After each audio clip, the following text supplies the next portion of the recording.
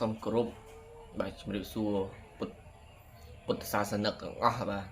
ជាពិសេសអ្នកកាន់ពុទ្ធសាសនានៅទូទាំងប្រជាជាតិកម្ពុជាដែលយើងអត់ទាន់បានដឹងពីព័ត៌មានតេតិនជាមួយនឹងរឿងបាទតារាសម្ដែងម្នាក់ដើរតួជាព្រះសម្មាសម្ពុទ្ធ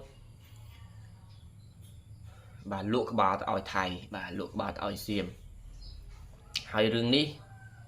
កិច្ចការមួយដែលយើងត្រូវចាំទៅលើបុគ្គលដែលជាបរទេសម្នាក់នេះ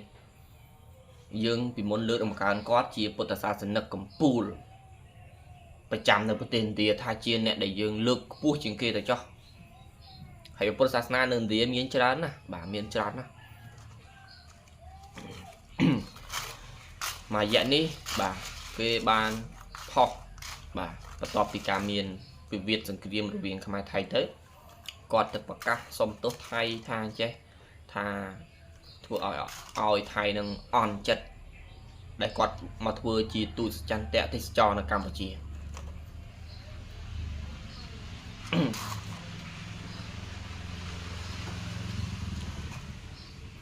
អញ្ចឹងហើយបានជាខ្ញុំនិយាយថា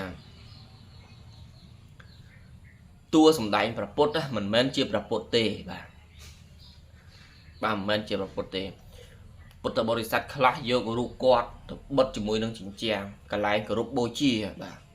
ឲ្យតម្លៃលើកស្ទួយតែគេបានប្រាប់ថាគាត់មិនមែនជាប្រពុតទេនៅពេលដែលមានវិវាទសង្គ្រាមអញ្ចឹងគួរណាតែគាត់នេះជាពុទ្ធសាសនិកដែលជឿទៅលើពុទ្ធសាសនាពិចារណានៅទង្វើសកម្មភាពឈ្លានពានមិនគោរពសិទ្ធិមនុស្សធ្វើបាបប្រជាពលរដ្ឋយើងពិចារណាឃើញយើងនៅចំណុចណាមួយឲ្យសមស្របជាជាងយើងបញ្ចេញមតិកាន់ជើងម្នាក់ហើយធ្វើបាបទឹកចិត្តមនុស្សរាប់លាននាក់